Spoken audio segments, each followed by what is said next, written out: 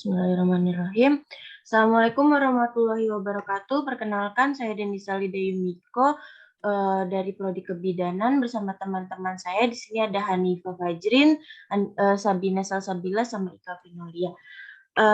Sebelumnya, mari kita mulai dengan perkenalan narasumber. Di sini ada Kak Selvi. Silahkan bisa perkenalkan diri dulu. Oke, halo adik-adik. Nama aku Selvi. Aku kerja di PT Pexis. Jabatan sekarang posisi sebagai supervisor. Oke, bisa dimulai wawancaranya? Boleh, Kak. Untuk pertanyaan pertama, aku yang bacain ya. Apa sih tugas pokok dan fungsi Kakak yang berkaitan dengan kepemimpinan di lingkungan pekerjaan Kakak? Tugas pokok ya. Tugas Mbak nih sebagai supervisor. Supervisor itu tugasnya monitoring, controlling, terus managing karyawan, managing pekerjaan, jelasin job deskripsi ke staff-staff di bawah Mbak gitu. Fungsi supervisor itu apa? Fungsi supervisor yang pertama engagement ke karyawan, terus fungsinya membantu tugas-tugas dari staff-staff, terus supporting staff, memecahkan masalah yang ada, kayak gitu. Ada lagi? Oke, Kak. Cukup. Untuk pertanyaan kedua dibacain sama Salsa ya. Oke, Salsa. Halo Salsa. Halo Kak, perkenalkan saya Salsa. Di sini saya akan bertanya untuk pertanyaannya, bagaimana Kakak menjalankan tugas pokok dan fungsinya? Gimana cara ngejalaninnya? Yang pertama sih, kita selalu sebagai supervisor, Mbak, controlling sama staff-staff. Yang kedua, cara jalanin tugas pokoknya kayak kita tuh punya hubungan baik sama si staff ya. Jadi karyawan atau staff kita nggak akan malu kalau mau cerita masalah tentang pekerjaan gitu. Jadi kalau punya hubungan yang baik, cara komunikasi yang baik, pasti bisa lancar gitu. Oke, baik Kak. Aku mau nanya lagi untuk pertanyaan selanjutnya. Bagaimana Kakak membuat perencanaan bagi anak buah mencapai target?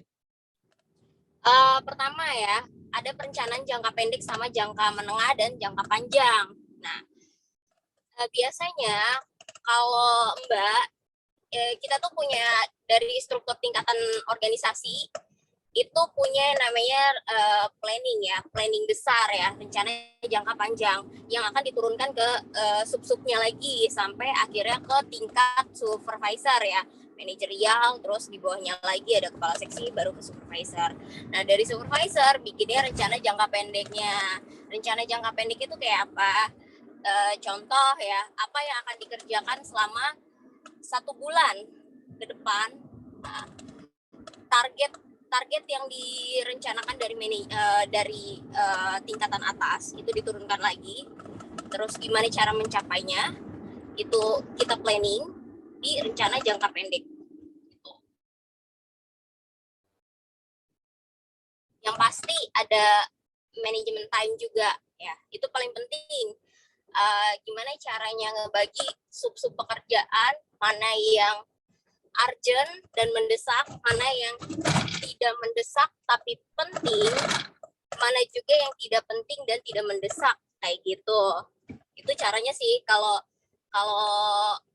cara mencapai target, aku biasanya nge-planning, terus dibagi lagi sub pekerjaannya, pakai yang tadi di sub lagi di time managementnya gitu. Boleh? Ada lagi? Baik Kak, untuk pertanyaan selanjutnya dibacakan oleh Ika Vinolia. Oke, halo Hanifah.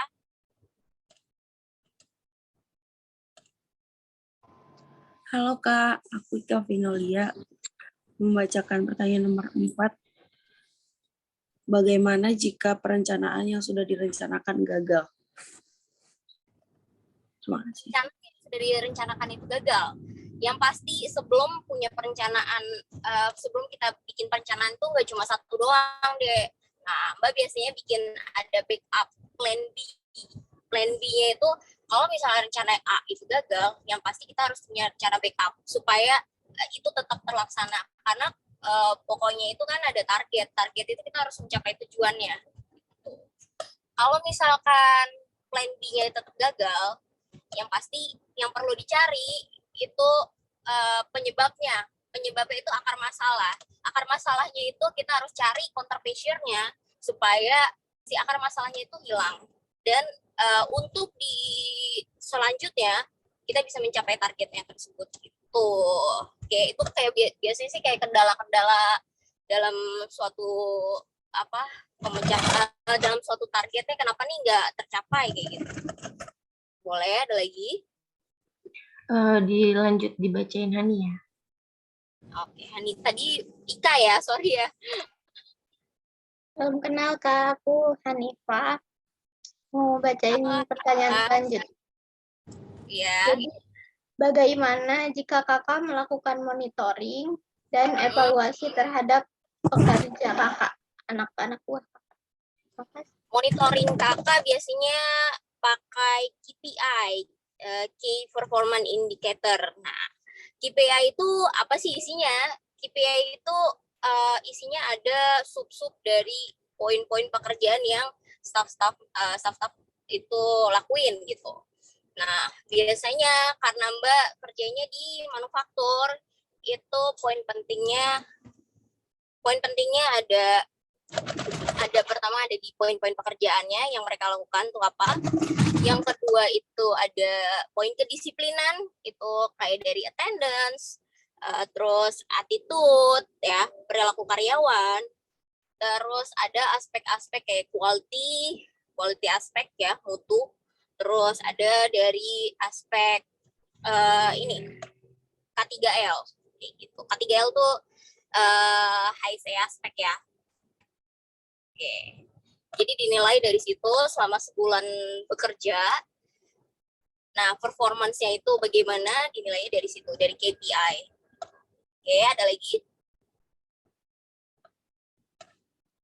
Selanjutnya Kak, kalau kakak nemuin masalah nih, gimana sih kakak cara ngatasinnya gitu?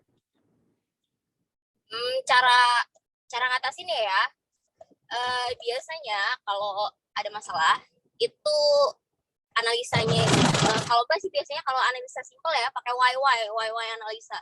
Jadi kenapa masalah A itu ada, terus lagi turun lagi kenapa sampai mentok gitu.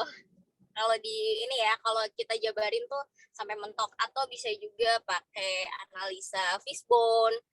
Itu kayak analisa tools ya. Gitu. Banyak lagi kayak gitu. Nah, supaya apa? Supaya dapat akar masalah dan tahu counter measure-nya harus apa yang dilakuin untuk memecahkan si akar masalah tersebut supaya masalah itu di kemudian hari nggak terjadi lagi kayak gitu. Oke. Gimana Hanifah? Lanjutnya Kak, ada gimana sih cara kakak membangun teamwork yang solid? Cara bangun teamwork yang solid ya. Pertama, jalan-jalan. pendekatan personal biasanya ya. Kayak gitu. Kalau udah pendekatan personal, baru kita masuk nih ke pekerjaan. Karena tiap individu itu kan beda-beda ya. Jadi cara ngebangun tim itu kita harus gimana cara komunikasi yang baik sama cara pendekatan antar setiap staffnya gitu. Karena cara memperlakukan staff A, staff B, staff C itu beda-beda gitu. Nah, dari situ kita tahu nih setiap karakter individualnya tuh kayak gimana. Jadi tahu cara memperlakukan antara staff A, B, C itu berbeda. Nah, gimana caranya? Kita sebagai jembatan itu tahu cara menggabungkan satu kesatuan ya, kalau tiap orang kan unik nih. Nah, biasanya aku tuh kalau ngasih kerjaan yang sesuai sama kemampuannya. Kayak contoh ya, misalnya kemampuannya dia lebih di bidang di quality-nya gitu. Nah, atau perhitungan. Nah, aku ngasih kerjaan dominan ke bagian yang perhitungan ke si staff A. Atau staff B itu orangnya kreatif gitu, suka inovatif. Nah, aku ngasih kerjaannya yang lebih ke improvement ke si staff B gitu. Jadi, semua punya bagiannya masing-masing. Nah, kalau menurut aku kalau punya bagiannya masing-masing, nanti udah tahu part-partnya mana, ya timnya nanti bakal kebentuk sendiri sih gitu. Lagi? Terakhir nih Kak, Ika Finolia yang bacain. Pas banget aku udah mau nyampe kantor nih. Oke.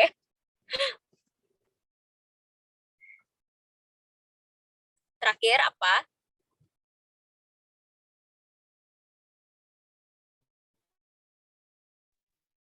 Oke, sebentar ya, Kak. Berapa nih?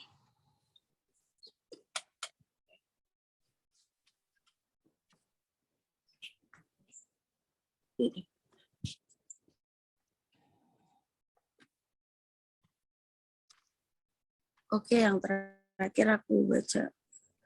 Bagaimana jika di organisasi yang kakak pimpin ada anggota yang tidak kooperatif? Gimana? Boleh diulang? Oh, tidak kooperatif. Iya. Iya, tidak kooperatif, maaf.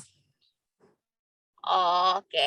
Biasanya cari tahu dulu nih, dia nggak kooperatifnya dari mana. Nah, terus yang mungkin kadang yang biasa ditemuin dari staff antar staff itu nggak kooperatif. Tapi dari staff ke supervisor dia kooperatif kayak gitu. Jadi biasanya kayak gitu ya, sering ditemuinnya. Jadi kalau menurut aku itu kan kalau nggak kooperatif itu akan ngaruh ke bentukan teamwork kita. Nah, jadi aku tanya dulu biasanya secara personal ya, kenapa nih, ada masalah apa? Nah, biasanya kalau kayak gitu dia nggak langsung mau cerita sih. Nah, kita lihat dulu dari teman-teman yang lain monitoring kerjaannya kayak gimana, nggak kooperatif ya. Terus kalau misalkan masih kita kasih arahan dulu nih, aku kasih arahan dulu biasanya. Kalau udah dikasih arahan tetap nggak kooperatif, biasanya aku kasih poin perilaku minus di KPI-nya gitu, buat ngebantu supaya ini koreksi nih, karena itu kan termasuk kayak bad performance ya.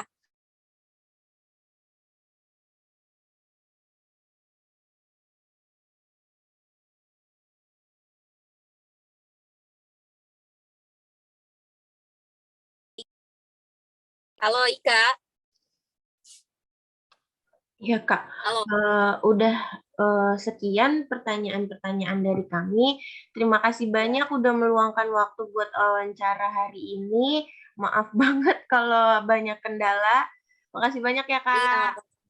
Oke, sama-sama ya. Oke, Sukses, lancar terus selamat kuliahnya. bekerja Kak. Jangan bolos-bolos. Oke.